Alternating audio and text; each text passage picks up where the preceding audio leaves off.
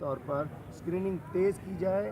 سندھ میں خدا نخواستہ ایڈز ایک وبا کی صورت اختیار کر سکتی ہے اور دادو میں بھی یہ وبا کی صورت اختیار کر سکتی ہے. اچھا سر ایک منٹ سے ایک سوال سر. پی ٹی آئی نے یہ دعویٰ کیا تھا الیکشن سے قبل کہ آئی ایم ایف کے پاس نہیں جائیں گے, لیکن ابھی جو ہے اسٹیٹ بینک کا چیئرمین آئی ایم ایف کا لگا دیا گیا ہے. یہ دعوے بہت ہو رہے ہیں, اس پہ کیا کہیں گے آپ؟ محمد یعقوب خان سب سے پہلے آئی ایم ایف سے لائے گئے تھے اور گورنر اسٹیٹمنٹ لگائے گئے تھے. شہید رانی بینظیر بھٹو صاحبہ نے لگائے تھے. اس کے بعد عشرت حسین صاحب ورلڈ بینک سے آئے تھے, ان کو گورنر اسٹیٹ بینک لگایا گیا تھا. حفیظ شیخ صاحب مشرف کے وزیر تھے, مشرف کے ڈکٹیٹر کے وزیر تھے, اور اس کے بعد پیپلز پارٹی نے ان کو اپنا وزیر بنایا تھا.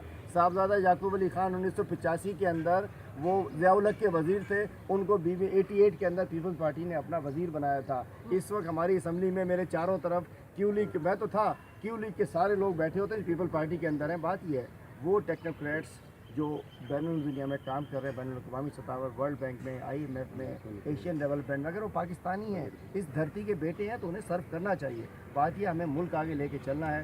آئی ایم ایف سے لانا پڑے کہیں سے, جو پاکستانی ہوگا پاکستان میں نہ آئے. اچھا سر, گورنر سندھ نے جو بات کی ہے سندھ کو 2 ٹکڑوں میں حصوں میں تقسیم کرنے کی, اس پہ آپ کیا کہیں گے؟ میں کہوں گا وہ بات سارے فسانے میں جس کا ذکر نہیں, وہ بات ان کو بڑی ناگوار گزری ہے. گورنر سندھ یہ بات نہ وہ کی ہے نہ وہ کر سکتے ہیں, اس لیے کہ ہمارے چیئرمین عمران خان صاحب باضابطہ پالیسی بیان دے چکے ہیں کہ کالا باغ ڈیم اور سندھ کی تقسیم تحریک انصاف کے منشور کا حصہ نہیں ہے. ہمارے vice chairman Makhdoom Shah Mahmood Qureshi parliament میں پالیسی بیان دے چکے ہیں کہ سندھ کی تقسیم, چونکہ کس وجہ سے ہم جب کہتے ہیں کہ وہ جو ہے ساؤتھ پنجاب, جنوبی پنجاب بننا چاہیے, سندھ کیوں نہیں بننا چاہیے؟ اس لیے کہ سندھ کے عوام نہیں چاہتے. سندھ کے جو دھرتی دھڑی ہیں جب وہ نہیں چاہتے تو کوئی صوبہ پوری بات سن لیجیے. مطلب شاہ محمود قریشی کا ورژن آ چکا ہے, اور اس حلیم عادل شیخ 25 دفعہ تو پہلے بتا چکا ہے کہ بھائی سندھ نہ تقسیم ہو سکتا ہے, نہ سندھ تقسیم ہوگا, نہ سندھ کی تقسیم چاہ رہے ہیں.